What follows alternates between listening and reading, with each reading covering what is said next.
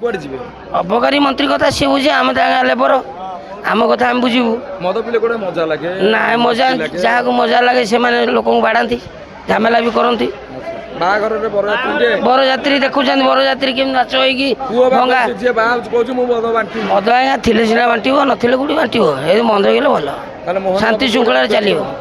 ମୋହନ ବାବୁ request ଆମେ କ'ଣ କରିପାରିବୁ ଆମେ ତ ଲେବର ଲୋକ ଆମେ ଆପଣ କହିଲେ ଆମେ କହିଦେଲୁ ଏତିକି ଆଉ ନାଇଁ ମଦ ପାନ କୁଡ଼ିଆ ହେଲେ ବି ଆହୁରି ଭଲ କିଛି ଅସୁବିଧା ଭାଇ ଇଆଡ଼େ ଶୁଣ କୁଡ଼ିଆ ବନ୍ଦ ହେଲେ ତମେ ରହିପାରିବ ରହିପାରିବ ତମ ଦାନ୍ତ କହୁଛି ଆଉ ରହିପାରିବ ଟୋଟାଲି ଓଡ଼ିଶାରୁ ବନ୍ଦ କରିଦିଅନ୍ତି ଭଲ ରହିବ ଦେଶ।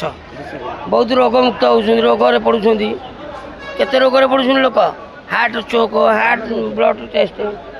ଆଚ୍ଛା ହଉ ଆମେ କିଛି ବ୍ୟକ୍ତିମାନେ ପଚାରି ବୁଝିବା ପାନ କେଉଁମାନେ ଖାଉଛନ୍ତି ଭାଇନା କହିଲେ ଆଚ୍ଛା ଆପଣ ତ ପାନ ଫାନ ଖାଆନ୍ତିନି ଆପଣ ହେଲେ ସବୁଠାରୁ ଭଦ୍ର ଲୋକ ଯେଉଁମାନେ ପାନ ପୁଡ଼ିଆ ଖାଆନ୍ତି ସିଏ ଅଭଦ୍ର ଲୋକ କ'ଣ ପଚାରେ ସାର୍ ଯଦି ପାନ ପୁଡ଼ିଆ ବନ୍ଦ ହେଇଯିବ ଗୁଟଖା ଆପଣ ରହିପାରିବେ?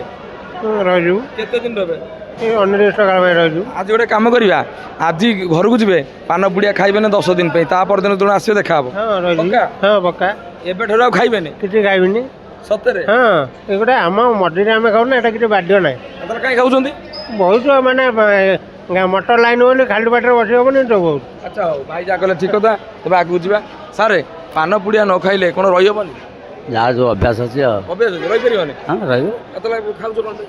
ଆସ୍ତେ ଆସ୍ତେ କମ୍ କରିଦେବୁ। କେବେ କରିବ ମୁଁ କହିବାର ନା ଆସ୍ତେ କମ୍ କରିଦେବୁ। ଆଚ୍ଛା ହଉ ତେବେ ଏଇଠି ଭାଇ ଆମର ଆସିଲେ ଭାଇ ପାନ ପୁଡ଼ିଆ ନ ଖାଇଲେ କ'ଣ ରହିହେବନି? ମୁଁ ଆଜ୍ଞା 1988 ମସିହାରୁ ଡ୍ରାଇଭର ପାନ ସିଗାରେଟ୍ ବିଡ଼ି ମଦ କିଛି ନାହିଁ ମୁଁ କ'ଣ ଗାଡ଼ି ଆଜ୍ଞା ଚଲାଉନି। ଏଇଠି ଭାଇ ଗଲେ କୁଆଡ଼େ ଗଲେ ସେ ଭାଇ କେତେବେଳେ ପଦେ କଥା କହିଛନ୍ତି ମନ ଖୁସି ତେଣିକି ଆମ ଭାଗ୍ୟରେ ଯାହା ଥବ। ଯାଉ ବହୁତ ଖୁସିର କଥା ତ ମଦ ବନ୍ଦ ହେବା ଦରକାର ନା ନାହିଁ? ମଦ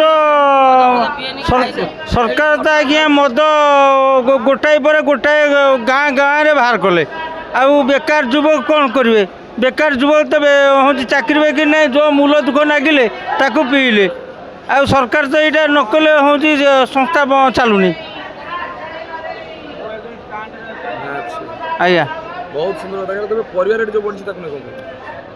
ମୋ ପରିବାର ପରିବା ଯେଉଁ ରେଟ୍ ବଢ଼ିଯାଇଛି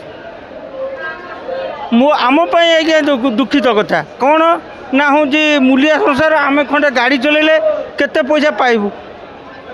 ବିଲାତି ବାଇଗଣ 100 ଟଙ୍କା ବାଇଗଣ 70 ଟଙ୍କା 80 ଟଙ୍କା ଆଳୁ 50 ଟଙ୍କା ହରଡ଼ ଡାଲି 200 ଟଙ୍କା ଚାଉଳ 40 ଟଙ୍କା ପ୍ରତ୍ୟେକ ଜିନିଷର ରେଟ୍ ସଂସାର ଆଜ୍ଞା କେମିତି ଚଳିବୁ? ପୁରା ଲିଷ୍ଟ ମୁହେଁରେ ଆକୁ କହନ୍ତି ସଂସାରିକ ଲୋକ ଯେଉଁମାନେ ଠିକ୍ରେ ରେଟ୍ କହି ନ ପାରନ୍ତି ଯେଉଁମାନେ ଚାକିରି କରିଛନ୍ତି 70,000 80,000 ଗଲେ 10ଟା ବେଳେ ଆଇଲେ 2ଟା ବେଳେ 3ଟା ବେଳେ ତାଙ୍କୁ ସରକାର କରିଛି 80,000 70,000 କିନ୍ତୁ ସର୍ବସାଧାରଣ ଯେ ମୂଲ ଖଟୁରିଆ ତାକୁ ଆଜ୍ଞା କେତେ ନା 300 ଟଙ୍କା ଖା ଗଣ୍ଡାଏ ପେଟକୁ 300 ଟଙ୍କା ଧ